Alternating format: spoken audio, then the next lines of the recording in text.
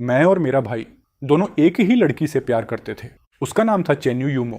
वो मुझसे पूरे 6 महीने बड़ी थी। मैं थोड़ा इंट्रोवर्ट टाइप का था, ऊपर से बात करने में भी पूरा फिसड्डी। जब भी उसे देखता समझ ही नहीं आता क्या बोलूं। लेकिन मेरा भाई, उसे लोगों से बात करना, हंसाना, इम्प्रेस करना सब आता था। वो इतना स्मूथ था कि यूमो उसके साथ हमेशा हंसती रहती थी, इसलिए मुझे हमेशा लगता था यूमो जिसे पसंद करती है वो मेरा भाई ही होगा। उस साल मेरा भाई यूनिवर्सिटी में सिलेक्ट हो गया, लेकिन हमारी हालत ऐसी थी कि हम दोनों एक दूसरे के सहारे जी रहे थे। न कॉलेज की फीस भरने के पैसे थे, न रोजमर्रा का खर्चा उठाने की औकात। तभी मेरे भाई ने मुझसे कहा कि मैं सांस की कोयले की खदान में काम करने चला जाऊं ताकि उसकी पढ़ाई का खर्च निकल सके। उसने कहा, हम भाई हैं, अगर मैं पढ़ाई पूरी कर गया तो फ्यूचर में अपने छोटे भाई को कभी किसी चीज की कमी नहीं होने दूंगा। कोयले की खान में पैसा अच्छा मिलता था, लेकिन वहां हर दिन मौत सिर पर मंडराती रहती थी। इन 4 सालों में मैंने ना जाने कितने हादसे देखे। सबसे खतरनाक हादसा कुछ दिन पहले हुआ, जब पूरी खदान अचानक धंस गई। मैं लगभग जिंदा दफन हो चुका था। किस्मत अच्छी थी कि बच गया, लेकिन बुरी तरह घायल हो गया। उसके बाद खान के मालिक ने बस 20,000 युआन मेरे मुंह पर फेंके और मामला वहीं खत्म मान लिया। लेकिन मुझे क्या पता था कि कुछ ही दिनों बाद मेरा भाई बाइक से गिर जाएगा, उसकी टांग टूट जाएगी और उसे अस्पताल के लिए पैसों की जरूरत पड़ेगी। मैंने बिना कुछ सोचे वो पूरे 20,000 युआन उसे ट्रांसफर कर दिए। फिर मैं खुद भी जल्दी जल्दी घर लौट आया। मुझे पता नहीं था वो किस अस्पताल में है, फोन भी नहीं उठा रहा था। इसलिए मजबूरी में मैं पड़ोस वाली आंटी हांग के पास पूछने गया। उन्होंने हैरानी से कहा, सानफान, तुझे किसने कहा कि तेरा भाई अस्पताल में है? आज उसकी गर्लफ्रेंड का बर्थडे है। तेरा भाई तो सामने वाले होटल में बर्थडे डिनर दे रहा है। मेरे भाई अस्पताल में नहीं था और ऊपर से उसकी गर्लफ्रेंड भी थी। आंटी वांग ने मेरी तरफ देखा और बोली, अरे अंदर वाला होटल बहुत महंगा है, कम से कम कई हजार तो उड़ ही जाएंगे। तेरा भाई अभी अभी ग्रेजुएट हुआ है, अभी तक नौकरी भी नहीं मिली, पता नहीं इतना पैसा आया कहां से। ये सुनते ही मेरा खून खौल उठा। इन 4 सालों में मैंने जो भी पैसा कमाया था उसमें मेरा खून, पसीना, जान सब लगी थी। मैंने जिंदगी में कभी इतने आलीशान होटल में कदम तक नहीं रखा और मेरा भाई हजारों रुपए उड़ाकर बर्थडे पार्टी दे रहा था। लेकिन सबसे ज्यादा दर्द इस बात का था कि उसने मुझसे झूठ बोला। मैं सालों तक उसकी फिक्र करता रहा, सोचता रहा कहीं उसे खाने को ना मिल रहा हो, पहनने को कपड़े ना हो, और वो अस्पताल का बहाना बनाकर मुझसे वो 20,000 निकलवा गया। वो पैसे जिनके लिए मैंने अपनी जान दांव पर लगा दी थी। अब मुझसे बर्दाश्त नहीं हुआ। मैं सीधा उसी होटल की तरफ भागा जिसका नाम आंटी वांग ने बताया था। अंदर पूरा होटल चमक रहा था, हर चीज इतनी लग्जूरियस थी कि मेरी फटी हुई हालत वहां और भी ज्यादा गरीब लग रही थी। तभी अचानक मेरी नजर एक बेहद खूबसूरत चेहरे पर पड़ी। वो यूमो थी। 4 साल बाद पहली बार। उस पल ऐसा लगा जैसे मेरा दिल धड़कना भूल गया हो। यूमो ने भी मुझे देख लिया। वो तुरंत मेरी तरफ आई और बोली, सान फान। मैंने धीरे से कहा, यूं मो। बहुत समय हो गया। उसके चेहरे पर पहले सरप्राइज आया, लेकिन अगले ही पल वो गुस्से में बदल गया। वो बोली, 4 साल पहले तुम बिना कुछ बताए गायब हो गए। उसके बाद मैं हर जगह तुम्हारे बारे में पूछती रही, लेकिन तुम ऐसे गायब हुए जैसे धरती निगल गई हो। 2 महीने पहले भाई जोंग ने बताया कि तुम शादी कर चुके हो। कांग्रेट्स, इतनी कम उम्र में शादी भी कर ली। अब जब वापस आए हो तो अपनी पत्नी को साथ क्यों नहीं लाए? सब मिल लेते। मैं शादीशुदा हूं, लेकिन इन 4 सालों में तो मैं कोयले की खान में जान तोड़ रहा था। ये शादी वाली कहानी कहां से आ गई? मैं कुछ समझाता उससे पहले मेरा भाई प्राइवेट रूम से बाहर आ गया। वो सूट पहनकर पूरा स्टाइलिश लग रहा था और मैं साधारण कपड़ों में, पूरा गरीब मजदूर। हम दोनों के बीच का फर्क साफ दिखाई दे रहा था। एक पल के लिए उसके चेहरे पर पैनिक आया, लेकिन फिर उसने जबरदस्ती मुस्कान बनाई और मेरे पास आ गया। शाओफान, तू कब वापस आया? आज यूमो का बर्थडे है, हम लोग सेलिब्रेशन कर रहे हैं। बात करते करते वो लगातार मुझे आंख मार रहा था। फिर उसने यूमो से कहा, यूमो, सब अंदर तुम्हारा इंतजार कर रहे हैं, तुम जाओ, मैं शाओफान से अकेले में बात करता हूं। यूमो ने मुझे ऐसी नजर से देखा जैसे अब भी जिंदा खा जाएगी। फिर वो अंदर चली गई और तभी मुझे समझ आया मेरे भाई की गर्लफ्रेंड यूमो थी। साला। उस वक्त गुस्से से मेरा खून उबलने लगा। मैंने तुरंत पूछा, ओए, तू अस्पताल में नहीं था? मेरा भाई शर्मिंदा होकर बोला, शाओफान, मुझे माफ कर दे, सच में मुझे कुछ नहीं हुआ था। मैंने झूठ बोला, मैं बस यूमो के लिए एक अच्छा बर्थडे पार्टी करना चाहता था। उसने गिल्टी फेस बनाकर कहा, मुझे पता है तू जान तोड़ मेहनत करता है, पैसा कमाना आसान नहीं है। वो 20,000 ऐसे समझ जैसे मैंने तुझसे उधार लिए हों। मैं कसम खाता हूं सब वापस कर दूंगा। मैंने दांत भींच कर पूछा, करो। मेरा भाई कुछ सेकंड तक चुप खड़ा रहा। फिर उसने मेरे कंधे पर हाथ रखा और बोला, मुझे पता है तुझे भी यूमो पसंद है, लेकिन तुझे समझना होगा यूमो जिसे चाहती है वो मैं हूं। और वैसे भी हमारे बीच वो सब हो चुका है, समझ रहा है ना? धड़ाम। उसकी ये बात सीधे मेरे दिल में घुस गई। सीने में ऐसा दर्द उठा जैसे किसी ने अंदर से सब फाड़ दिया हो। काफी देर बाद मैंने खुद को संभाला और कहा, मुझे तुम्हारी गंदी बातें सुनने में कोई इंटरेस्ट नहीं, बस ये बता मेरी शादी वाली झूठी कहानी क्यों बनाई। मेरा भाई धीरे से बोला, असल में बात कुछ और थी। यूमो कह रही थी कि इन सालों में तूने बहुत तकलीफ झेली। केनी, तुम्हारे भाई ने तुम्हारी पढ़ाई के लिए अपनी जिंदगी दांव पर लगा दी। उसे डर था कि तू ऐसे ही दुख झेलता रहेगा, इसलिए उसने कहा जब तक तेरी जिंदगी सेटल नहीं हो जाती और तेरी शादी नहीं हो जाती वो मेरे साथ रिलेशनशिप में नहीं आएगी। इसलिए मैंने उससे झूठ बोल दिया कि तू शादी कर चुका है। मैंने उसे जवाब दिया, क्या मतलब, तुम दोनों 700 भी चुके हो और अभी तक ऑफिशियली कपल भी नहीं हो? क्या यूमो इतनी आसान लड़की है? मेरा भाई हल्का सा हंस पड़ा और बोला, अरे शाओफान, लगता है तू अभी भी लड़कियों को बिल्कुल नहीं समझता। सच बोलूं तो सारी लड़कियां ऐसी ही होती हैं, अंदर से तो खुद चाहती हैं लेकिन ऊपर से नाना करती रहती हैं, और जब आखिरकार वो चीज हो जाती है तो फिर चाहती हैं किसी को पता ना चले। जब तेरी भी कोई गर्लफ्रेंड बनेगी ना, तब समझ आएगा। और यूमो वो भी बिल्कुल ऐसी ही लड़की है। उसकी बातें सुनकर मेरा दिल दर्द से मरोड़ खाने लगा। उसके बाद मेरा भाई मुझे रेस्टोरेंट के प्राइवेट रूम में ले गया। अंदर उसके कॉलेज के दोस्त बैठे थे। डिनर लगभग खत्म होने वाला था। तभी वेटर केक ट्रॉली लेकर अंदर आया। केक के ऊपर गुलाब के पास एक लाल रंग का छोटा डिब्बा रखा था। मेरा भाई उसे खोलता है और अंदर डायमंड रिंग देखकर मैं दंग रह गया। वो रिंग लेकर यूमो के सामने गया और बोला, यूमो, क्या तुम मेरी गर्लफ्रेंड बनोगी? पूरा कमरा शोर मचाने लगा। सब चीखने लगे, मजाक उड़ाने लगे। पूरा माहौल गर्म हो गया। यूमो घबराकर बोली, अरे योंग, ये क्या कर रहे हो? हमने तो सिर्फ डिनर की बात की थी। इतनी महंगी चीज क्यों खरीदी? इसे वापस ले जाओ, मैं इसे एक्सेप्ट नहीं कर सकती। यूमो जल्दी जल्दी मना कर रही थी, लेकिन मुझे सब दिखावा लग रहा था। जब दोनों पहले ही साथ सो चुके थे तो अब ये शर्माने का नाटक क्यों? मेरा भाई चश्मा ठीक करते हुए बोला, यूमो, पहले मैं तुमसे अपने दिल की बात कहने की हिम्मत नहीं जुटा पाया, क्योंकि मेरे पास ना पैसा था ना तुम्हें खुश रखने की ताकत। लेकिन अब मैंने यूनिवर्सिटी खत्म कर ली है। मुझे यकीन है कि मैं तुम्हें बहुत खुश रख सकता हूँ। और अब जब शाओफान भी शादी कर चुका है तो मुझे किसी बात की चिंता नहीं रही। यूमो, मुझे एक मौका दो, मुझे तुम्हारा ख्याल रखने दो। यूमो मेरी तरफ देखने लगी। उसकी आंखों में बहुत कॉम्प्लिकेटेड इमोशंस थे। मेरा भाई बोला, क्या हुआ फान, कुछ बोलोगे नहीं? वो मेरा भाई है। ऑफ कोर्स वो भी यही चाहेगा कि मैं उस इंसान के साथ रहूं जिससे मैं प्यार करती हूँ, है ना फान? उसने मुझे आंख मारी। मुझे भी यूमो पसंद थी, लेकिन मैं तो हाई स्कूल तक पूरा नहीं कर पाया। मेरे जैसे आदमी की क्या औकात कि यूमो जैसी लड़की के लायक हो सके। और ऊपर से वो अब मेरे भाई के साथ सो भी चुकी थी। फिर भी दोनों मुझसे पूछ रहे थे कि मैं क्या सोचता हूँ। कितना मजाक था ये। मैंने लगातार कई शराब के घूंट एक साथ गटक ली। फिर धीरे से बोला, मेरा भाई अच्छा इंसान है, तुम दोनों खुश रहोगे। मेरा भाई मुस्कुराया, तो मुझे तुम्हारी शुभकामनाओं के लिए थैंक यू बोलना चाहिए। उसके बाद यूमो ने सबके सामने वो डायमंड रिंग पहन ली। उस रात मेरा भाई बुरी तरह नशे में था। मैं और यूमो उसे घर लेकर आए। हम शहर के बाहर पुराने घरों वाली बस्ती में रहते थे। पहले यूमो भी यहीं रहती थी, लेकिन बाद में उसके परिवार ने खूब पैसा कमा लिया और वो लोग यहाँ से चले गए। मेरे भाई को बिस्तर पर लिटाने के बाद यूमो थककर बिस्तर के किनारे बैठ गई। वो हल्के हल्के सांस ले रही थी। मैंने कहा, यूमो, बहुत रात हो गई है, मैं तुम्हें घर छोड़ देता हूँ। यूमो ने मुझे तिरछी नजर से देखा। मैंने कब कहा कि आज रात मैं जा रही हूँ? अब मैं तुम्हारे भाई की गर्लफ्रेंड हूँ। वो नशे में है, क्या मुझे रुककर उसका ख्याल नहीं रखना चाहिए? जब तुम शराब पीते हो, क्या तुम्हारी वाइफ तुम्हारी देखभाल नहीं करती? मैं कड़वी हंसी हंस पड़ा। कौन सी वाइफ? मेरी तो गर्लफ्रेंड भी नहीं है। वो बोली, चुप क्यों हो गए? क्या मैं गलत बोल रही हूँ? और सिर्फ देखभाल की बात छोड़ो, अगर मैं आज उसके साथ सो भी जाऊं तो वो भी नॉर्मल ही होगा, है ना? मैं चौंक गया। क्या तुम दोनों पहले ही साथ नहीं सो चुके? फिर इतना ड्रामा क्यों? यूमो धीरे धीरे मेरे और करीब आने लगी। उसका खूबसूरत चेहरा मेरे चेहरे से बस कुछ सेंटीमीटर दूर था। मैं घबराकर पीछे हट गया।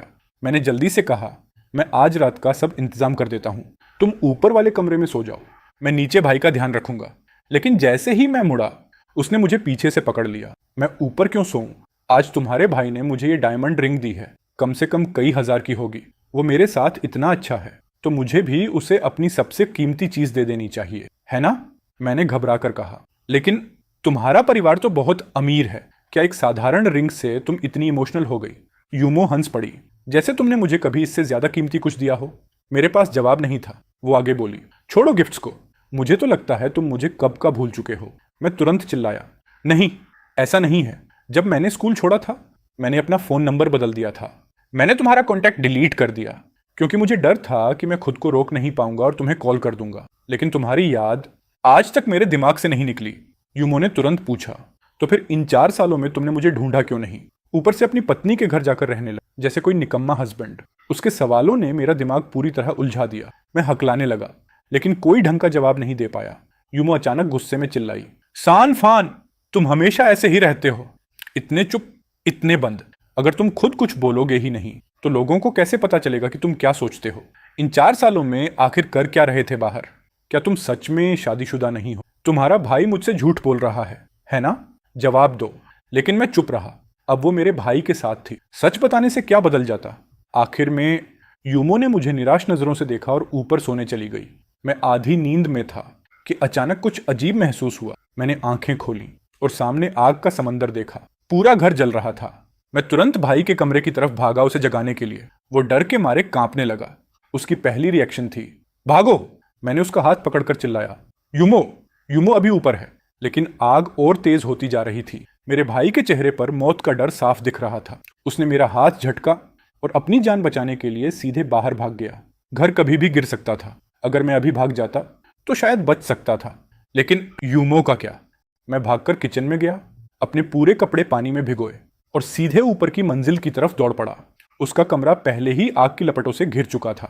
मैंने दरवाजे को लात मारकर खोला और अंदर घुसा तो देखा यूमो पहले ही बेहोश हो चुकी थी। मैंने उसे अपनी बाहों में उठाया और भयानक आग के बीच से भागने लगा। धुएं की वजह से मेरी चेतना धुंधली पड़ने लगी थी। जैसे ही मैं घर से बाहर निकला, एक जलती हुई लकड़ी की भारी बल्ली मेरी पीठ पर आ गिरी और उसी पल मैं बेहोश हो गया। जब मेरी आंख खुली तब तक पड़ोसियों ने आग बुझा दी थी। पूरा घर राख बन चुका था और यूमो मेरे भाई को कसकर पकड़े हुए रो रही थी। मैंने घबराकर पूछा, यूमो, तुम्हें कहीं चोट तो नहीं लगी? लेकिन उसने मुझे ठंडी नजरों से देखा और बोली, वाह, अब याद आई मेरी। जब आग लगी थी तब तुम कहाँ थे? अच्छा हुआ योंग वहां था, जब वरना मैं मर चुकी होती। ये सुनते ही मैं शौक में अपने भाई की तरफ देखने लगा। वो यूमो को पकड़कर बोला, यूमो, मैंने कहा था ना, मैं जिंदगी भर तुम्हारी रक्षा करूंगा। चाहे अपनी जान चली जाए फिर भी तुम्हें बचाऊंगा। यूमो भावुक होकर बोली, योंग, मैं बहुत टच्ड हूं। मुझे बचाने के लिए थैंक यू। लेकिन उसे बचाया तो मैंने था। और सबसे घटिया बात यह थी, मेरा भाई पूरे बेशर्मी से सारा क्रेडिट खुद ले रहा था। उस पल मेरा गुस्सा फट पड़ा। मैं चिल्लाया, यूमो, तुम्हें मैंने बचाया था। यूमो पहले हैरान हुई, लेकिन अगले ही पल उसका चेहरा फिर शांत हो गया। तुरंत मेरा भाई बीच में बोल पड़ा, फान, जैसे ही तूने घर में आग देखी तू अपनी जान बचाकर भाग गया था। यूमो को बचाने के लिए अपनी जान मैंने जोखिम में डाली थी। अब ये तेरी बहादुरी कैसे बन गई? तू कहना क्या चाहता है? फिर उसने ठंडी आवाज में कहा, और वैसे भी यूमो मेरी गर्लफ्रेंड है। उसे बचाना मेरा फर्ज था। तुझे किस हक से उसे बचाने की जरूरत पड़ी? और यूमो आखिर तेरी बात पर यकीन क्यों करेगी? यूमो ने भी मुझे ठंडी नजर से देखा और बोली, सानफान, तुम्हारा भाई सही कह रहा है। ऐसी सिचुएशन में किसी को बचाने के लिए बहुत हिम्मत चाहिए होती है। क्या तुम सच में मेरे लिए अपनी जान जोखिम में डालते? अगर मैं तुम्हारे लिए इतनी इंपॉर्टेंट होती तो तुम 4 साल तक मुझसे कांटेक्ट तोड़कर नहीं रहते, है ना?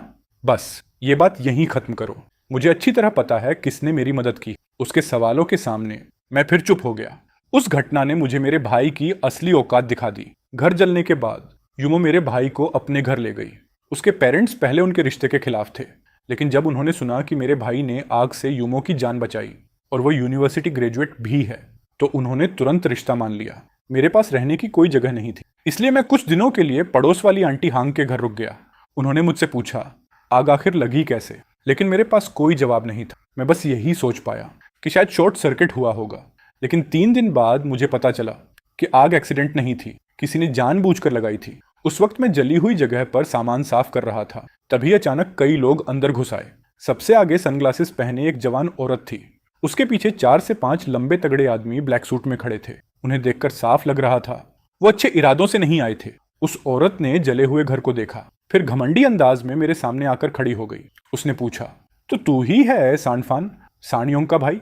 मैंने सावधानी से पूछा, तुम लोग कौन हो और क्या चाहते हो?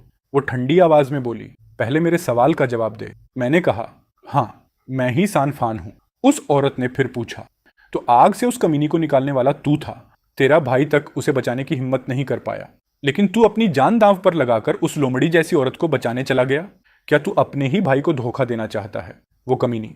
मिस यूमो का नाम सुनते ही मैं भौहें सिकोड़ने लगा। उन्हें यह सब कैसे पता था? वो औरत दांत पीसते हुए बोली, साली बिल्ली जैसी 7 जाने लेकर पैदा हुई है, इतनी बड़ी आग लगी फिर भी नहीं मरी। मैंने गुस्से में पूछा, तुम लोग आखिर हो कौन और तुम्हें उस रात की बात कैसे पता? वो औरत नाक से हंसते हुए बोली, क्योंकि आग लगवाने का आदेश मैंने ही दिया था, तो मुझे कैसे नहीं पता होगा। ये सुनते ही मेरे अंदर आग भड़क उठी। मैं उस पर टूट पड़ने ही वाला था कि उसके बॉडीगार्ड्स ने मुझे दबोचकर जमीन पर गिरा दिया। मैं चाहकर भी कुछ नहीं कर पाया। वो औरत ऊपर से मुझे घूरते हुए बोली, अगर जिंदा रहना चाहता है तो अभी बता, वो कहाँ है? कौन? मैंने दांत भींच कर पूछा। वो बोली, सान योंग कहाँ छिपा हुआ है? अगर नहीं बताया तो सारा गुस्सा तुझ पर निकालूंगी। लेकिन मैं बचपन से जिद्दी था। मैंने सिर घुमा लिया और एक शब्द नहीं बोला। उसके एक गुंडे ने कहा, मैडम, ये लड़का बड़ा जिद्दी निकला, लगता है इसे सबक सिखाना पड़ेगा, तभी समझेगा किससे पंगा लिया है। वो आदमी मुक्का उठाने ही वाला था कि उस औरत ने हाथ उठाकर उसे रोक दिया। फिर उसने फोन निकाला और एक नंबर मिलाया। फोन लगते ही वो बोली, सान योंग, तेरा छोटा भाई मेरे हाथ में है, अगर नहीं चाहता कि इसे कुछ हो। लेकिन उसके बात पूरी करने से पहले ही मेरे भाई ने फोन काट दिया। वो औरत गुस्से में फिर कॉल करने लगी, लेकिन इस बार फोन स्विच ऑफ था। वो ताना मारते हुए हंस पड़ी, वाह, खून के रिश्ते, अब समझ आया असलियत क्या है। फिर उसने मेरी तरफ देखकर कहा, सान फान, तुम्हारा भाई मेरे साथ खेल गया, अब वो डरपोक कहीं छिपा बैठा है, तो उसकी जगह मुझे तुझे पंचिंग बैग बनाना पड़ेगा। मैंने गुस्से से जवाब दिया, उस जैसे बेहया इंसान को मैं अपना भाई मानता ही नहीं। मेरी बात सुनकर वो औरत कुछ पल के लिए चौंक गई। फिर उसने लोगों को इशारा किया और मुझे अंदर ले जाने का आदेश दिया। रास्ते में उसने बताया, उसका नाम गुआन है, वो यूनिवर्सिटी में मेरे भाई की क्लासमेट थी। मेरे भाई ने गु फैमिली की ताकत और पैसे का फायदा उठाने के लिए उसका पीछा किया और आखिर उसे अपनी गर्लफ्रेंड बना लिया। लेकिन बाद में गुआन को पता चला कि मेरा भाई कॉलेज में कई लड़कियों के साथ खेल रहा था, यहाँ तक कि कई लड़कियां उसकी वजह से एबॉर्शन तक करा चुकी थीं। गुआन ये सब बर्दाश्त नहीं कर पाई, इसलिए वो बदला लेने आई थी। वो घमंड से बोली, गू ग्रुप का नाम सुना है? मैं उसी गू ग्रुप की हेरेस हूँ। तुम्हारे भाई ने मेरी फीलिंग्स के साथ खेला है, अब बताओ उसका हिसाब कैसे चुकाया जाए। मुझे यकीन ही नहीं हो रहा था कि मेरा भाई इतना घटिया इंसान निकलेगा। लेकिन फिर मैंने सोचा, जो आदमी अपने ही भाई का इस्तेमाल कर सकता है वो और क्या क्या नहीं कर सकता। मैंने कहा, तुमने हमारा घर जलाकर राख कर दिया, अब और क्या चाहती हो गू कियान? उसने तिरछी नजर से मुझे देखा और बोली, उस दिन मुझे पता चला था कि सान योंग उस कमीनी का बर्थडे सेलिब्रेट कर रहा है, इसलिए मैंने कुछ लोगों को भेजा था ताकि उसे थोड़ा सबक सिखाया जा सके। लेकिन मैंने ये नहीं सोचा था कि वो लोग वापस घर लौट जाएंगे। फिर उसने ठंडी आवाज में कहा, लेकिन जो नुकसान मैंने किया उसका पैसा मैं दूंगी। ये कहकर गू कियान ने मेरी तरफ एक बैंक कार्ड फेंका। इसमें 2 लाख हैं। घर रेनोवेट करने के लिए काफी होने चाहिए, है ना? घर वाली बात खत्म। लेकिन तुम्हारे भाई ने मेरी फीलिंग्स के साथ जो खेल खेला उसका हिसाब कैसे होगा? तुम उसका भाई हो तो क्यों ना उसकी जगह तुम कीमत चुकाओ।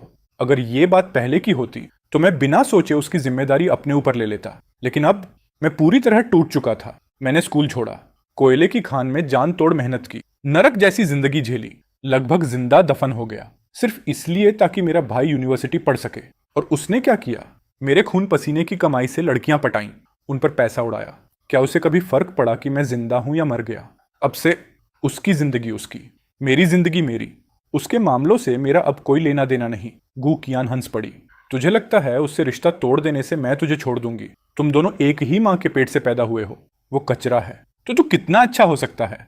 मुझे अच्छी तरह पता है कि तुझे पता है सान योंग कहाँ छिपा है। उसे मेरा मैसेज दे देना, कल रात होने से पहले वो खुद मेरे पास आ जाए। ये उसका आखिरी मौका है, वरना सिर्फ उसकी नहीं, तेरी और उस कमीनी यूमो की जिंदगी भी नरक बना दूंगी। उसने मेरे गाल पर हल्की थपकी मारी और बोली, आग में घुसकर उस लड़की को बचाया था ना, मतलब वो तेरे लिए बहुत इंपॉर्टेंट है। गू कियान के जाने के बाद मैं सीधा यूमो के घर गया। जब उसने दरवाजा खोला तो उसके चेहरे पर बड़ी प्यारी मुस्कान थी, लेकिन जैसे ही उसने मुझे देखा उसकी स्माइल तुरंत गायब हो गई। ठंडी आवाज में उसने पूछा, तुम यहाँ क्या कर रहे हो? किस लिए आए हो? मैंने जवाब दिया, मैं सान योंग को ढूंढने आया हूँ। यूमो बोली, तुम्हारा भाई बाहर गया है, अभी तक वापस नहीं आया। जो कहना है मुझे कहो। मैंने सिर हिलाया। ये मामला तुम्हारे बस का नहीं है। जब वो आएगा मैं बाहर इंतजार कर लूंगा। मैं अपार्टमेंट कॉम्प्लेक्स के बाहर बने आर्टिफिशियल लेक के पास जाकर एक बेंच पर बैठ गया। कुछ देर बाद पीछे से कदमों की आवाज आई। यूमो मेरे पीछे खड़ी थी। वो बोली, मुझे लगता है तुम्हारे भाई के बारे में सच जानने का मुझे हक है। उसका लहजा सुनकर मुझे बहुत बेचैनी हुई। मैं ठंडी हंसी हंस पड़ा। अभी अभी उसके साथ रिलेशनशिप में आई हो और खुद को उसका सब कुछ समझने लगी। तुम आखिर उसके बारे में कितना जानती हो? यूमो ने मुझे घूरते हुए कहा, इन 4 सालों में तुम ऐसे गायब हुए जैसे धरती निगल गई हो। हमने तुम्हें हर जगह ढूंढा और आखिर पता चला कि तुम किसी और फैमिली के घर रहने वाले निकम्मे दामाद बन गए हो। कितनी मजाक वाली बात है। कम से कम इन 4 सालों में जो हुआ उसके बारे में मैं तुमसे ज्यादा जानती हूँ। उसकी बात सुनकर मुझे गुस्से में हंसी आ गई। मैं बोला, सान योंग को भी मेरे बारे में कुछ नहीं पता था। क्यों ना उससे पूछो, इन 4 सालों में उसके पास पैसा कहाँ से आया।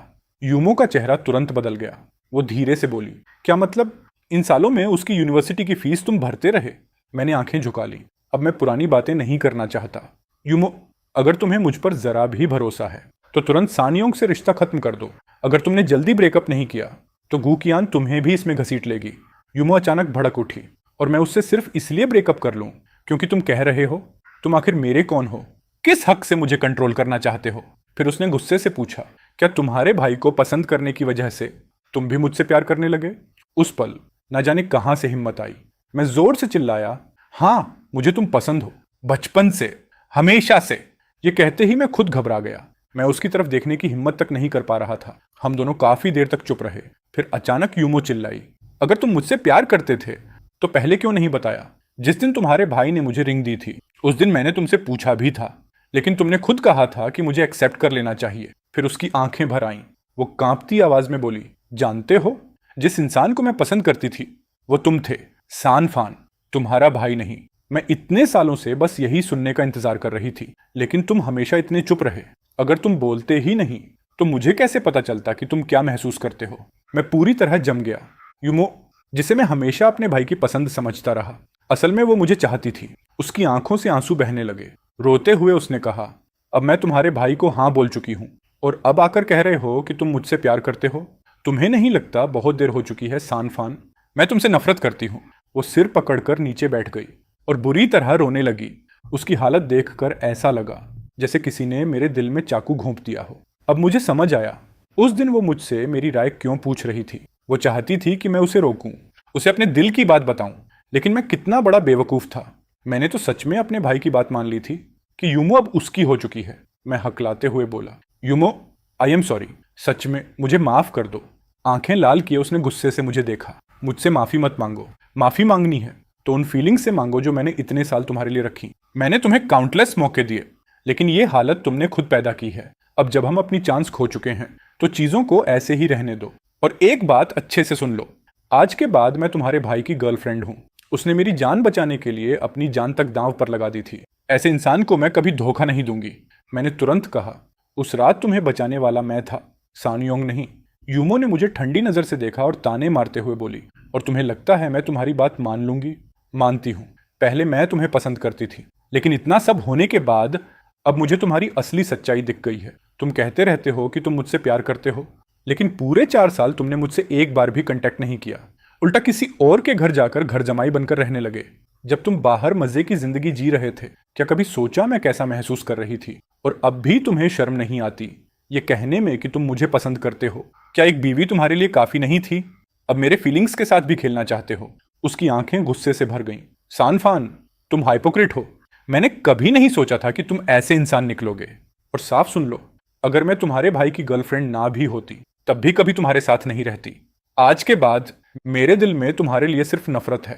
ये सारी गलतफहमी सान योंग की वजह से हुई थी। उसे पहले से पता था कि यूमो मुझे पसंद करती है, फिर भी उसने उससे झूठ बोला कि मेरी शादी हो चुकी है। लेकिन सिर्फ गलतफहमी की वजह से मैं उसे इतनी आसानी से बचकर जाने नहीं दे सकता था। मैंने कहा, लोगों की फीलिंग्स के साथ खेलने वाला मैं नहीं, सान योंग है। सच्चाई ये है कि उसकी बहुत सारी औरतें हैं और तुम भी बस उनमें से एक हो।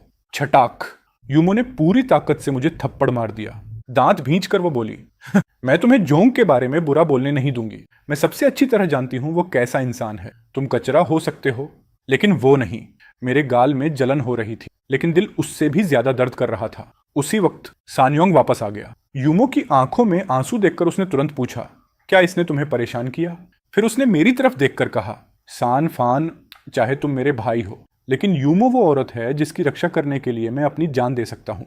अगर तुमने उसके सामने एक भी बेकार बात की तो मुझे भाईचारा भूलने में देर नहीं लगेगी। उसकी ये धमकी असल में यूमो को शांत करने के लिए थी। अब जब सारी बातें खुल ही चुकी थीं, मैं ठंडी हंसी हंस पड़ा और बोला, मैं बेकार बातें कर रहा हूँ। है, गुआन नाम की किसी लड़की को जानते हो? उसने कहा है, कल शाम होने से पहले तुम खुद उससे मिलने पहुंच जाओ, वरना अंजाम बहुत बुरा होगा। सान योंग का चेहरा एक पल को बदल गया, लेकिन अगले ही पल वो नाटक करने लगा। कौन गुआन? वो कौन है? मैं किसी गुआन को नहीं जानता। सानफान, तुम ये सब सिर्फ इसलिए बोल रहे हो ताकि यूमो मुझे छोड़ दे। फिर उसने जल्दी से यूमो का हाथ पकड़ा। यूमो, मुझ पर भरोसा करो, मैं सच में किसी गुआन को नहीं जानता। यूमो हल्का सा मुस्कुराई और बोली, अगर मुझे तुम पर थोड़ा भी भरोसा ना होता तो मैं तुम्हारी गर्लफ्रेंड बनने के लायक ही नहीं होती। सान योंग तुरंत मुस्कुराने लगा। फिर वो यूमो को गले लगाकर अंदर चला गया। शाम होते ही गू कियान के 2 आदमी अचानक मेरे पास आए। उन्होंने मुझे जबरदस्ती एक रिजॉर्ट विला में पहुंचा दिया। विला के अंदर गू कियान गेम रूम में बैठी थी। उसकी बाईं आंख के पास वाला बर्थमार्क बहुत साफ दिख रहा था। उसने ठंडी आवाज में पूछा, जो काम मैंने कल कहा था किया? मैंने सिर हिला दिया। गू कियान ने गुस्से में टेबल पर हाथ मारा। फिर भी वो यहां नहीं आया। क्या सच में उस कमीनी को नहीं पता वो कहां छिपा है? तभी एक बॉडीगार्ड जल्दी से अंदर आया। मैडम, अभी कॉल आया है, हमने उसे ढूंढ लिया और उस औरत चेन्यू यूमो को भी पकड़ लाए हैं। ये सुनते ही मेरा दिल बैठ गया। मतलब यूमो भी पकड़ी जा चुकी थी। गू कियान मेरे पास आई और बोली, अगर कल तुम हमें रास्ता ना दिखाते तो शायद हमें उस कुत्ते जैसे कपल का ठिकाना नहीं मिलता। तभी मुझे समझ आया, उन्होंने मेरा पीछा किया था। मैंने जल्दी से कहा, असल में मिस यूमो को सान योंग और आपके रिश्ते के बारे में कुछ नहीं पता। उसे दूसरी औरत की तरह ट्रीट मत कीजिए। लेकिन गू कियान ने मुझे बीच में ही डांट दिया, चुप। उस छोटी सी लोमड़ी का नाम लेते ही मेरा खून खौलने लगता है। अगर एक शब्द और बोला तो तुम्हारी जीभ कटवा दूंगी। करीब 10 मिनट बाद सान योंग और मिस यूमो को जबरदस्ती अंदर लाया गया। गू कियान बिना कुछ बोले सान योंग पर टूट पड़ी। वो उसे लात घूंसों से पीटने लगी। जैसे ही सान योंग वापस मारने की कोशिश करने लगा, उसके आदमियों में से एक ने उसे जमीन पर पटक दिया। यूमो डर के मारे कांप रही थी। वो चिल्लाई, रुको, तुम लोगों को इसे मारने का क्या हक है? मैं पुलिस बुलाऊंगी। उसका चेहरा पूरी तरह सफेद पड़ चुका था। गू कियान ने उसे ठंडी नजर से देखा और बोली, वाह, कितनी प्यारी चीज है। कोई हैरानी नहीं कि उस हरामी सान योंग ने मुझे धोखा दिया, लेकिन मुझे नाराज करने की कीमत बहुत महंगी पड़ती है। सान योंग जल्दी से बोला, गलती मेरी है। मुझे तुमसे झूठ नहीं बोलना चाहिए था। मैं कुछ समय उसके साथ रिलेशनशिप में था, लेकिन बाद में समझ आया कि हम दोनों कंपेटेबल नहीं हैं, इसलिए हमारा ब्रेकअप हो गया। जिस इंसान से मैं सच में प्यार करता हूँ वो सिर्फ तुम हो। गू कियान गुस्से में एश-ट्रे उठाकर सान योंग के सिर पर मारने ही वाली थी, लेकिन उसके एक आदमी ने तुरंत उसे रोक लिया। वो ठंडी हंसी हंसकर बोली, इस कुत्ते की जान की कोई कीमत नहीं है, और वैसे भी मेरे पास पैसा बहुत है। फिर उसने सान योंग को घूरते हुए कहा, अच्छे से सुन, तूने मुझे रिजेक्ट नहीं किया था, मैंने तुझे छोड़ा था। तेरे जैसे कचरे की औकात तो मेरे जूते साफ करने की भी नहीं है, लेकिन तूने मुझे सच में गुस्सा दिला दिया। उसने यूमो की तरफ देखा और जहरीली मुस्कान के साथ बोली, तुझे ये छोटी सी प्यारी चीज बहुत पसंद है ना? तो अब मैं तेरी आंखों के सामने इसे बर्बाद करूंगी। मैं तुझे ऐसी हालत में पहुंचाऊंगी कि तू मौत की भीख मांगेगा। फिर गू कियान ने अपने आदमियों की तरफ देखा और बोली, आज तुम लोगों की किस्मत अच्छी है। ये छोटी सी गुड़िया तो काफी नर्म लग रही है। ज्यादा रफ मत होना, बस ध्यान रहे मरने ना पाए। उन आदमियों की आंखें चमक उठीं। वो लोग पूरी ताकत से छटपटा रही यूमो को घसीटते हुए बगल वाले कमरे की तरफ ले जाने लगे। सान योंग तुरंत गू कियान के पैरों से लिपट गया। वो गिड़गिड़ाकर बोला, गू कियान, प्लीज उसे मत छूना। तुम जो कहोगी मैं करूंगा, कुछ भी करूंगा। गू कियान बर्फ जैसी ठंडी आवाज में बोली, तो फिर अपना एक हाथ तुड़वा ले, फिर मैं उस लड़की को छोड़ दूंगी। ये सुनते ही सान योंग का चेहरा लाश जैसा सफेद पड़ गया। वो वहीं जड़ होकर खड़ा रह गया। गू कियान ने उसे लात मारकर दूर फेंक दिया। क्या हुआ, डर लग रहा है? मुझे पहले से पता था तू ये करने की हिम्मत नहीं करेगा। मैंने तुझे मौका दिया था, अब मुझे बेरहम मत कहना। इसे अंदर ले जाओ। यूमो को जबरदस्ती बाहर घसीटा जाने लगा। मैंने तुरंत वो बैंक कार्ड निकाला और कहा, मिस गू, ये 2 लाख वापस ले लीजिए। मैं बस आपसे हाथ जोड़कर रिक्वेस्ट करता हूँ, कृपया मिस यूमो को छोड़ दीजिए। गू कियान ने मुझे हड्डियों तक ठंडी कर देने वाली नजर से देखा। तुझे लगता है मुझे इन 2 लाख की जरूरत है? मैंने जल्दी से कहा, मुझे पता है मिस गू को पैसों की कमी नहीं है, लेकिन जिसने गलती की है सजा भी उसी को मिलनी चाहिए। यूमो बेगुनाह है। मिस गू, प्लीज उसे छोड़ दीजिए। गू कियान कुछ सेकंड तक मुझे देखती रही, फिर बोली, ठीक है, उसकी सेफ्टी के बदले तुम्हारा एक हाथ। हिम्मत है? अगर तुमने किया तो मैं उस छोटी गुड़िया को छोड़ दूंगी। सच कहूं तो मैं भी बहुत डरा हुआ था। गू कियान ने ठंडी सांस छोड़ते हुए कहा, वाह, लगता है ये भी निकला डरपोक। मैं अचानक चिल्लाया, मैं करूंगा, लेकिन आपको अपना वादा निभाना होगा। गू कियान के चेहरे पर हल्की हैरानी आई। उसने आंखों से इशारा किया। 2 बड़े आदमी तुरंत मेरे पास आए। एक ने मेरा दाएं हाथ पोकर टेबल पर दबा दिया और दूसरे ने भारी कुर्सी उठा ली। वो बोला, ओए लड़के, एक बार और सोच ले। ये कुर्सी नीचे आई ना तो ये हाथ जिंदगी भर के लिए बेकार हो जाएगा। वो लड़की तेरे भाई की औरत है, उसका अपना बॉयफ्रेंड तक ये नहीं कर पाया। तू हीरो बनने का नाटक क्यों कर रहा है? मेरे पूरे शरीर में ठंडा पसीना बहने लगा, लेकिन मैं यूमो को उनके हाथों बर्बाद नहीं होने दे सकता था। मैंने आंखें कसकर बंद कर ली और पूरा शरीर सख्त कर लिया। धड़ाम, एक भारी आवाज गूंजी। फिर किसी की दर्दनाक चीख सुनाई दी। मैंने झटके से आंखें खोली। साणयोंग अपनी दाईं बांह पकड़कर दर्द से चीख रहा था। उसका चेहरा पूरी तरह दर्द से बिगड़ चुका था। गू कियान ठंडी आवाज में बोली, साणयोंग, आज के बाद हमारा हिसाब बराबर। याद रखना, भविष्य में दोबारा मेरे रास्ते में मत आना। तुम हारना जानते ही नहीं। फिर उसने मेडिकल एक्सपेंसेस के लिए कुछ पैसे फेंके और हम सबको जाने दिया। यूमो सानयोंग की टूटी हुई बांह देखकर बुरी तरह रो रही थी। उसे लगा सानयोंग ने उसकी खातिर अपना हाथ कुर्बान कर दिया। लेकिन सच तो ये था, सानयोंग ने कभी सोचा भी नहीं था कि कुर्सी आखिर में उसी पर गिरेगी। यूमो के चेहरे पर दर्द देखकर मैं दिल से चाहता था कि टूटा हुआ हाथ मेरा होता। यूमो तुरंत सानयोंग को हॉस्पिटल ले गई। मैं उससे नफरत करता था, फिर भी उनके पीछे पीछे चला गया। सानयोंग के दाएं हाथ में कई जगह फ्रैक्चर था। अगली सुबह उसे नॉर्मल वार्ड में शिफ्ट कर दिया गया। जब मैं उसे देखने अंदर गया तो उसने अचानक पूछा, सानफान, तू मेरा सगा भाई है ना?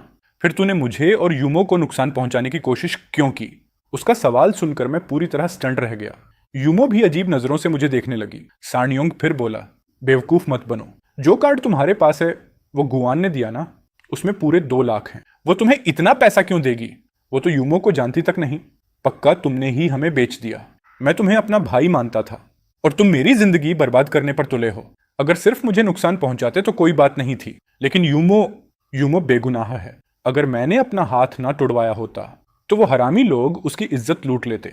सानफान, सानफान, क्योंकि तुम यूमो को पा नहीं सके इसलिए तुम उसे बर्बाद करना चाहते हो। तुम्हारा दिल कितना सड़ा हुआ और जहरीला है। दफा हो जाओ यहां से और दोबारा मुझे अपनी शक्ल मत दिखाना। मैंने कभी सपने में भी नहीं सोचा था कि सानयोंग मुझे पीठ पीछे ऐसे छुरा घोंपेगा। यूमो ने भी ठंडी नजरों से पूछा, सानफान, क्या जोंग जो कह रहा है वो सच है? क्या तुमने उस औरत के पैसे ले लिए? सानयोंग तुरंत बोला, यूमो, कार्ड अभी भी इसके पॉकेट में है। अगर भरोसा नहीं है तो खुद चेक कर लो। और कल रात मैंने खुद अपने कानों से सुना कि उस कार्ड वाले 2 लाख गू कियान ने इसे दिए थे। ये सुनते ही यूमो पूरी तरह टूट गई। उसकी आंखें गुस्से से लाल हो गईं। वो मुझ पर चिल्लाई, सानफान, तुम कहते हो कि तुम मुझसे प्यार करते हो, ऐसे प्यार करते हो? तुम एहसान फरामोश कमीने, निकल जाओ यहां से। मैं जिंदगी में दोबारा तुम्हारी शक्ल नहीं देखना चाहती। मैं समझाने की कोशिश करना चाहता था, लेकिन वो इतनी गुस्से में थी कि मेरी एक बात सुनने को तैयार नहीं थी। ऊपर से सानयोंग लगातार आग में घी डाल रहा था। अब उसकी नजरों में मैं सबसे बड़ा दुश्मन बन चुका था। वो मुझे धक्के मारकर कमरे से बाहर निकालने लगी। मेरे अंदर भी गुस्सा भर चुका था। क्यों वो सानयोंग की हर बात आंख बंद करके मान लेती है, लेकिन मेरी बात पर कभी भरोसा नहीं करती। उसे बचाने के लिए मैं आग में कूद गया था। उसकी सेफ्टी के लिए मैं अपना हाथ तुड़वाने तक तैयार था, लेकिन लगता है मेरे सारे काम मिलकर भी सानयोंग की 2 मीठी बातों के सामने कुछ नहीं थे।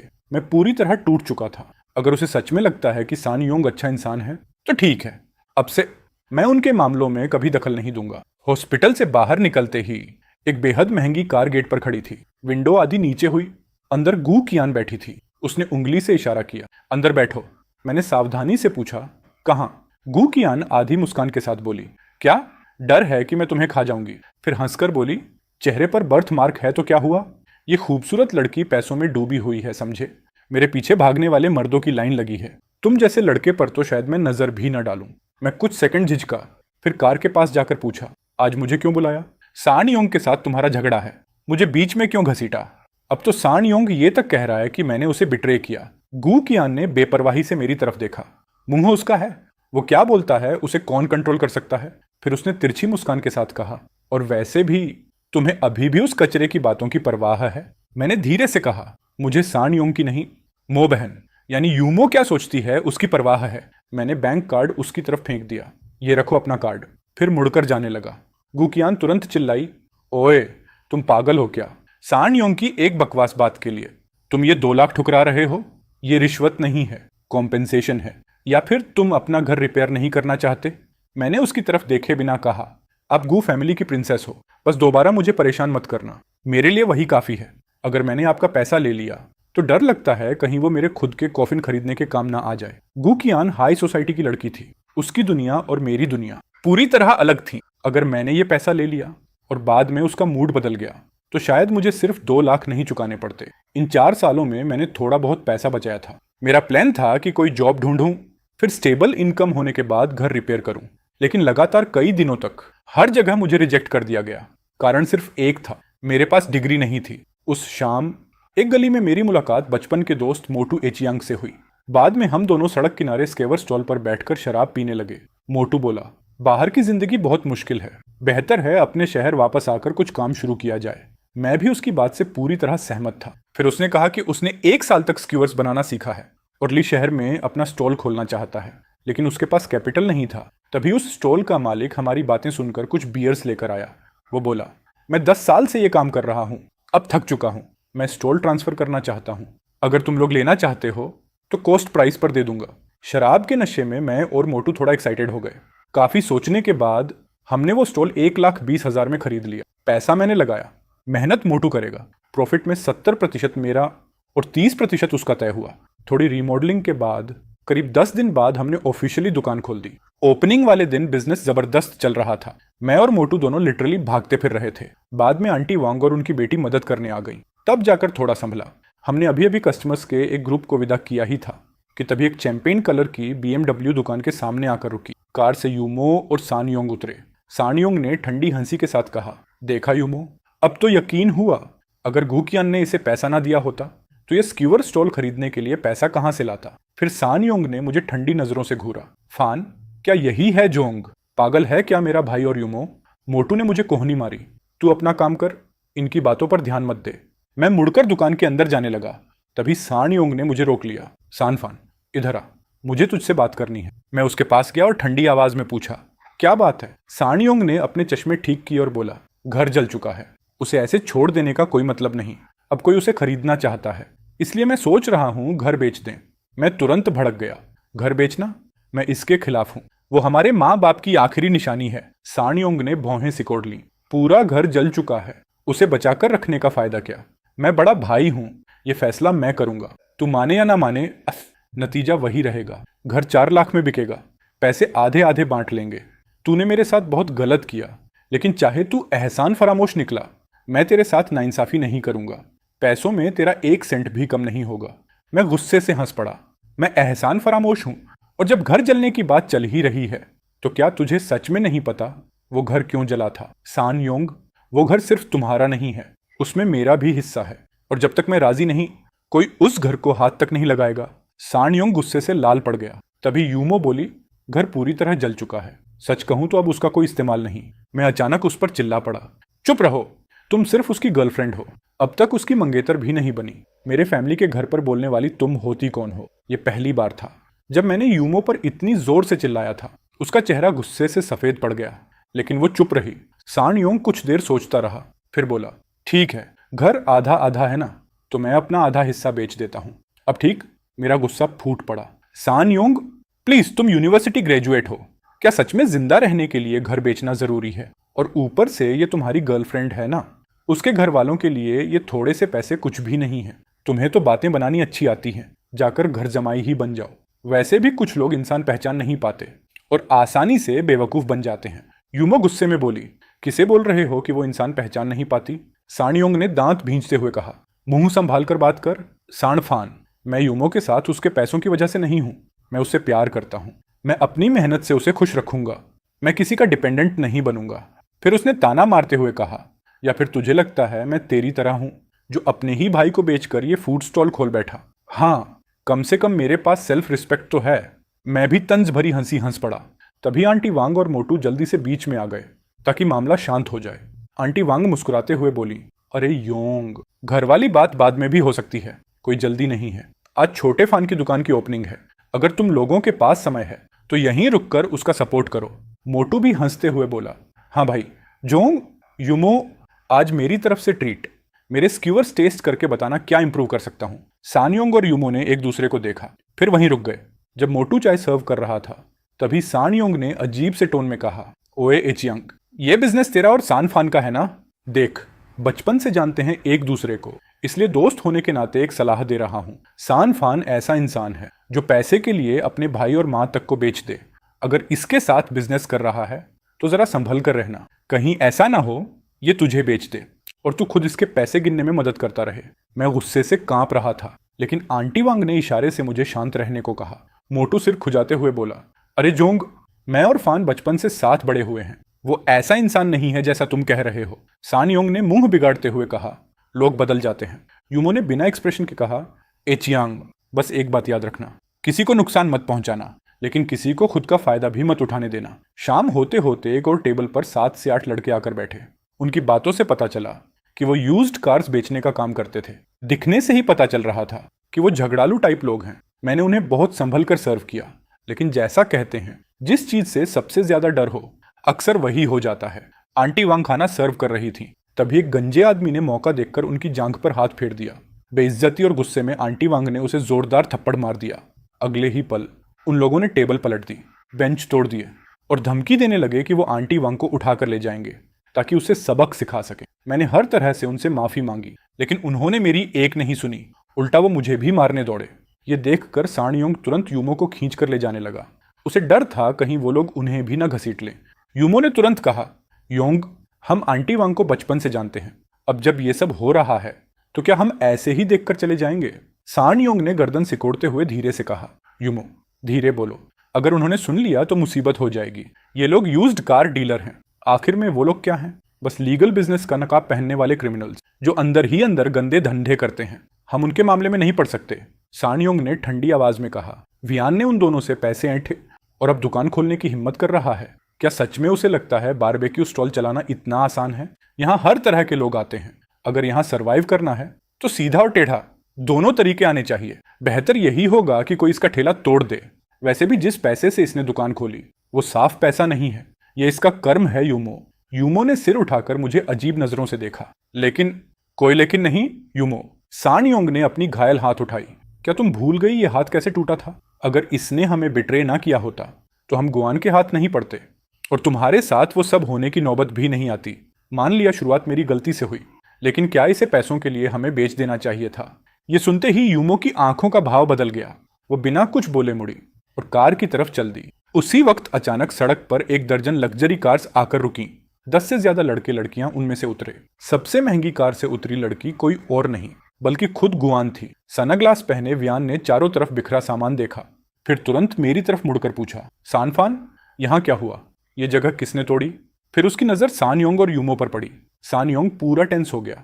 वो जल्दी से बोला, मैं नहीं था, ये सब उन्होंने किया। गुआन ने नाक से आवाज निकाली, इफ, मुझे पता है तुम में इतनी हिम्मत नहीं है। फिर वो सीधे उस गंजे आदमी और उसके दोस्तों के पास गई। तुम लोगों ने ये सब तोड़ा? यूज्ड कार वाले लोग इतना बड़ा शो देखकर समझ गए कि सामने वाले कोई बड़े लोग हैं, इसलिए किसी की हिम्मत नहीं हुई गलत मूव लेने की। गंजा आदमी खराब चेहरे से बोला, देख लड़की, सलाह देता हूं इसमें मत पड़ो। हम Ming Cheng used car lot से हैं। हमारे बॉस का नाम सान ल्यूबा है, नाम तो सुना होगा। उसके बोलते ही छटक गुआन ने सीधा उसके मुंह पर थप्पड़ जड़ दिया। तुझे उससे पूछना चाहिए कि उसने गू ग्रुप का नाम सुना है या नहीं। उस वक्त गुआन की ओरा इतनी डरावनी थी कि गंजा आदमी पूरी तरह दब गया। सच कहूं तो मैं भी शौक में था। एक अमीर लड़की इतने गुंडों के सामने बिना डरे खड़ी थी, लेकिन उससे भी ज्यादा हैरानी मुझे इस बात की थी कि वो मेरी तरफदारी कर रही थी। गुआन ने सबको घूरते हुए कहा, ध्यान से सुन लो, सानफान मेरा आदमी है। जो इसके खिलाफ जाएगा वो मेरे खिलाफ जाएगा। उसकी आवाज ऑथोरिटी से भरी हुई थी। सभी लोग जम गए। मैं तुरंत बोला, कब से मैं तुम्हारा आदमी हो गया? ऐसी बातें मत करो। मदद के लिए थैंक्स, लेकिन यूं बातें मत बनाओ। तभी वियान हल्का सा मुस्कुराई। मैं कुछ समझ पाता उससे पहले उसने मेरी ठुड्डी पकड़ ली, फिर साफ और मजबूत आवाज में बोली, पहले नहीं थे लेकिन आज से हो। आज से तुम सानफान मेरे आदमी हो। मैं तुम्हारी बैक कवर करूंगी। अगर कोई तुम्हें छेड़े बस मुझे बता देना, बाकी मैं संभाल लूंगी। मैंने सपने में भी नहीं सोचा था कि वो इस तरह ओपनली फ्लर्ट करेगी। मेरा चेहरा जलने लगा। मैं तुरंत पीछे हट गया। सानयोंग की नजरों में भयंकर नफरत भरी हुई थी। अब मेरे पीछे खड़े होने वाला कोई आ चुका था। यूमो वहीं खड़ी रही। उसके चेहरे पर कॉम्प्लिकेटेड एक्सप्रेशन था। दांत भींचते हुए उसने मुझे तिरछी नजर से देखा। उधर वो गंजा आदमी भी पूरी तरह डर गया था। वो तुरंत सिर झुकाकर खुशामद करने लगा। गुआन ने ठंडी नजरों से कहा, मुझे पता है सान ल्यूबा पहले गुंडा था, लेकिन अगर बात लड़ाई की हो तो मैं वियान किसी से नहीं डरती। जी बिल्कुल। गंजा आदमी बार बार सिर हिलाने लगा। गुआन बोली, चलो मान लेती हूं तुम लोगों को अपनी गलती समझ आ गई। आज के लिए छोड़ रही हूं, लेकिन जो कुछ भी तोड़ा है उसकी पूरी ओरिजिनल कीमत दोगे? कोई दिक्कत? नहीं, बिल्कुल नहीं, मैं सब पे करूंगा। गुआन ने मुझे हिसाब लगाने को कहा, लेकिन मैं उस पर कोई एहसान नहीं लेना चाहता था, इसलिए मैंने ठीक से हिसाब तक नहीं लगाया। आखिर में गंजे ने 2000 युआन छोड़े, आंटी वांग से माफी मांगी और भागता हुआ निकल गया। आंटी हांग आगे आई और बोली, मिस गुआन, आज आपने बहुत मदद की। अगर आप नहीं होती तो वो लोग इतनी आसानी से नहीं मानते। गुआन मुस्कुराई। फिक्र मत कीजिए आंटी, मैं और सानफान काफी क्लोज हैं। उसके मामले मेरे मामले हैं। उसने आधी मुस्कान के साथ मेरी तरफ देखा। मैंने अनजाने में नजरें फेर ली। समझ नहीं आ रहा था कि वो आखिर मेरी इतनी मदद क्यों कर रही है। मोटू हंसते हुए बोला, भाई फान, तू इतनी बड़ी घर की लड़की को कब से जानने लगा? कभी बताया ही नहीं। अब तो मिस गुआन इस जगह को प्रोटेक्ट करेंगी तो बिजनेस एकदम सेफ रहेगा, गुआन ने बड़े स्टाइल में कहा। कोई बड़ी बात नहीं, मेरा नाम वियान है। आज के बाद अगर किसी मुसीबत में फंसो तो बस मेरा नाम लेना, चाहे कानून वाले हों या सड़क वाले, सबको मुझे थोड़ा रिस्पेक्ट देना पड़ेगा। उस दिन के बाद वियान हर रोज कुछ अमीर लड़के लड़कियों को लेकर दुकान पर आने लगी। दुकान के बाहर रोज दर्जनों लग्जरी कार्स खड़ी रहती थीं, जिससे पूरा इलाका ध्यान देने लगा। मुझे पता था उन्हें सड़क किनारे के स्टॉल्स पसंद नहीं हैं। वो सब सिर्फ वियान को खुश करने के लिए आते थे। हर दिन हजारों युआन खर्च कर देते थे। मैंने ये बिजनेस पैसे कमाने के लिए शुरू किया था, लेकिन धीरे धीरे मुझे बेचैनी होने लगी। मैं उसे मुश्किल से जानता था, फिर भी वो मेरी इतनी मदद क्यों कर रही थी? कुछ दिनों बाद मुझसे रहा नहीं गया। मैंने तय किया कि उससे सीधे पूछूंगा। उस रात बिजनेस फिर से काफी अच्छा चल रहा था। सान योंग और बहन यूमो फिर आए। पहले मुझे लगा खाने आए हैं, लेकिन सान योंग ने खास तौर पर मुझे बुलाया। मैं उनके पास गया। सान योंग सीधे मुद्दे पर आ गया। मैंने घर 4 लाख में बेच दिया। 2 लाख तेरे, 2 लाख मेरे। मैंने कहा था ना, तेरा 1 सेंट भी नहीं रखूंगा। इतना कहकर उसने बैंक कार्ड टेबल पर फेंक दिया। मैं उसी वक्त फट पड़ा। मैं झपट कर उसके पास गया, उसकी कॉलर पकड़ ली और मुक्का मारने के लिए हाथ उठा लिया। यूमो जल्दी से बीच में आ गई। सान योंग बोला, यूमो, उसे मारने दे। मैं कसम खाता हूं जवाब नहीं दूंगा। फिर उसने ताना मारा, अब इसके पीछे वो फैमिली जैसी बड़ी ताकत खड़ी है, अब मैं इसके लिए क्या हूं? यूमो गुस्से से बोली, सानफान, जोंग को छोड़ो।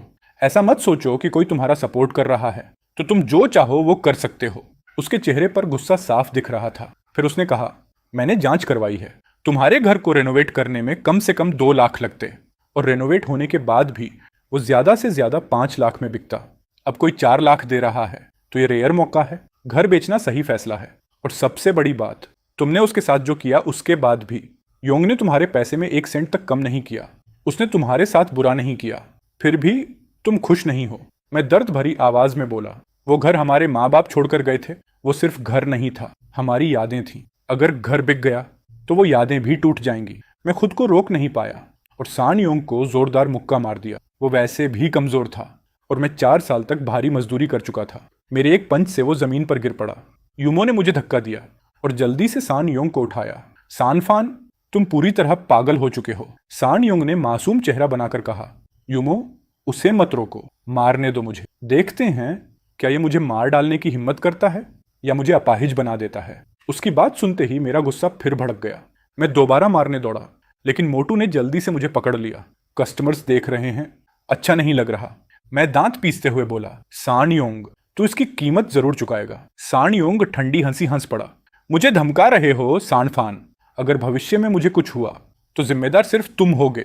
यूमो बोली, योंग कार में बैठो, ये पागल हो चुका है, अब इससे बात करना बेकार है। वो सान योंग को कार में बिठाकर चली गई, लेकिन थोड़ी देर बाद कार वापस लौट आई। इस बार यूमो अकेली उतरी। वो सड़क किनारे खड़ी रही। मैं उसके पास गया। यूमो ने ठंडी आवाज में कहा, तुम्हें नहीं लगता तुमने हद पार कर दी? तुम और योंग सगे भाई हो।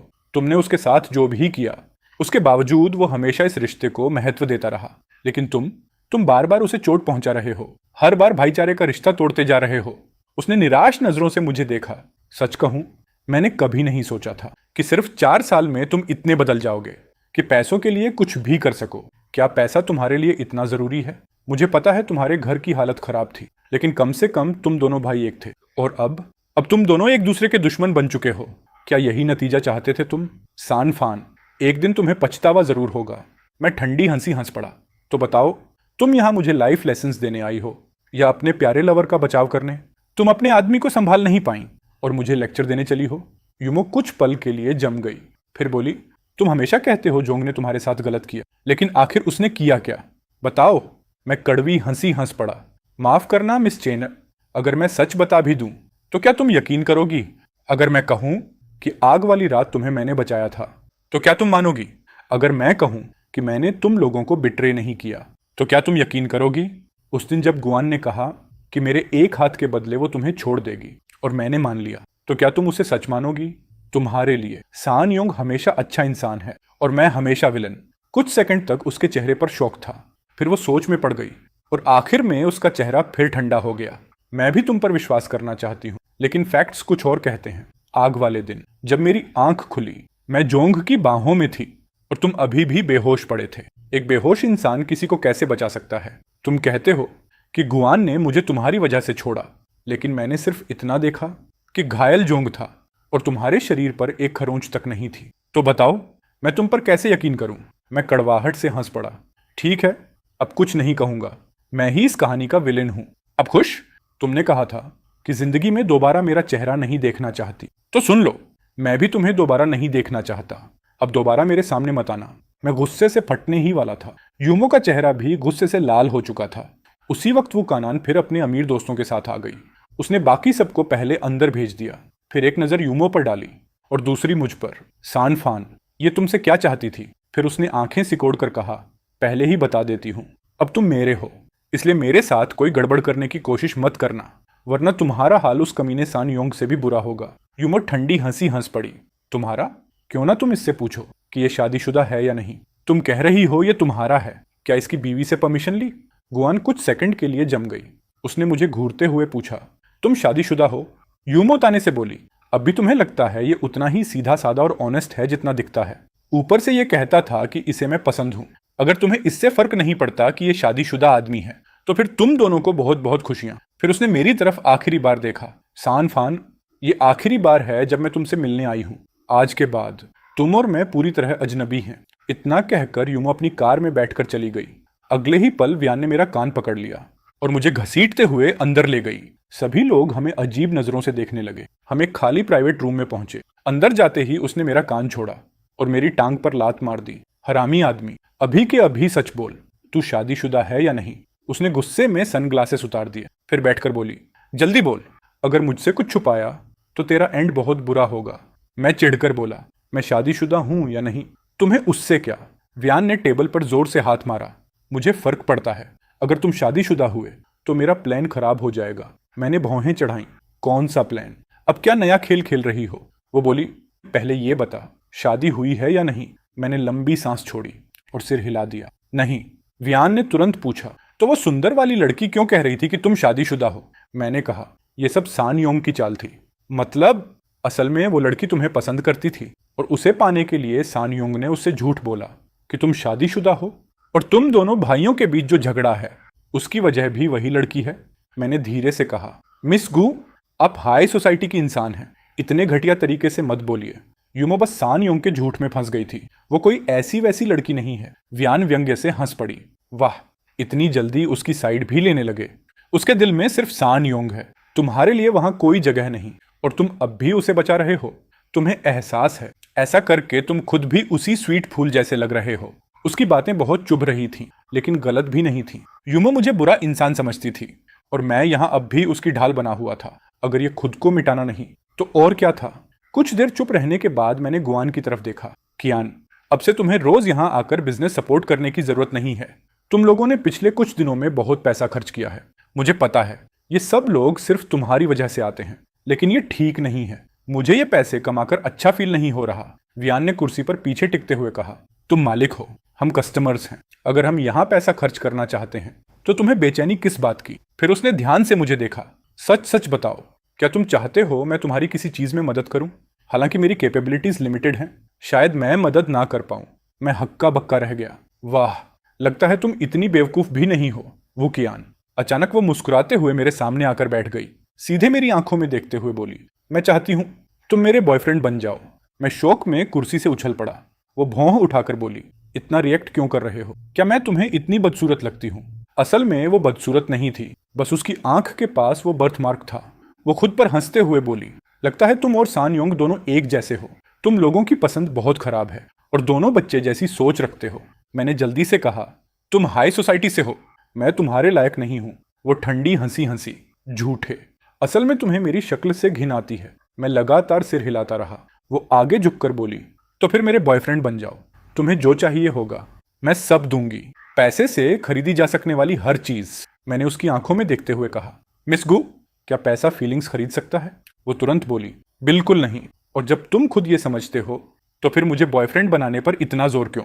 मैंने धीमी आवाज में कहा, तुम जानती हो मुझे कोई और पसंद है। वियान चिढ़कर बोली, वो छोटा सा स्वीट फेस, आखिर तुम सबको उसमें क्या दिखता है? उसमें ऐसा खास क्या है?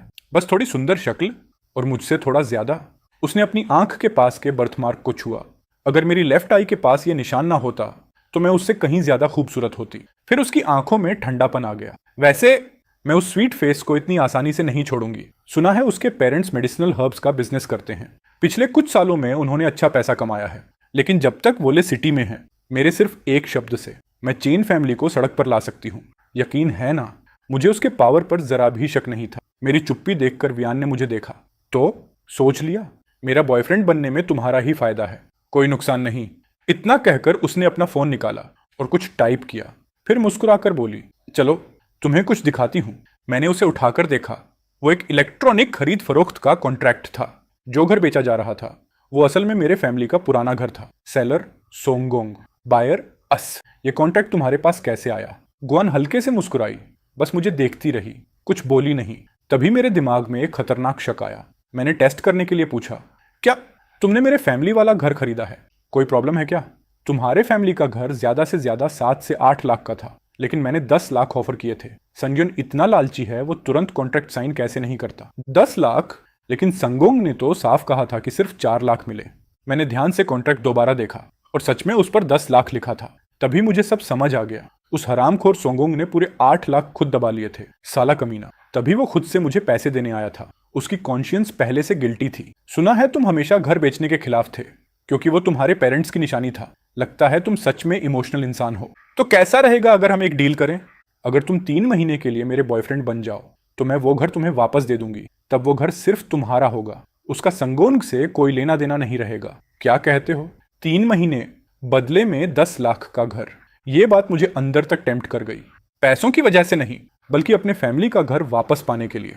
लेकिन फिर भी मेरे मन में डाउट था, वो सिर्फ मुझे बॉयफ्रेंड बनाने के लिए इतनी मेहनत क्यों कर रही थी? इसका फीलिंग्स से कोई लेना देना नहीं है। मर्दों को मर्दों की तरह बिहेव करना चाहिए। इतना घुमा फिरा कर चलने वाले लोग जिंदगी में कभी बड़ा काम नहीं करते। सीधा जवाब दो, हाँ या ना। गर्म दिमाग में मैंने हाँ कह दी। लेकिन मुझे बिल्कुल उम्मीद नहीं थी कि ग्वेन सीधे सबके सामने हमारी रिलेशनशिप अनाउंस कर देगी। जो रिच किड्स उसके साथ आए थे वो तुरंत मेरे आसपास इकट्ठा हो गए।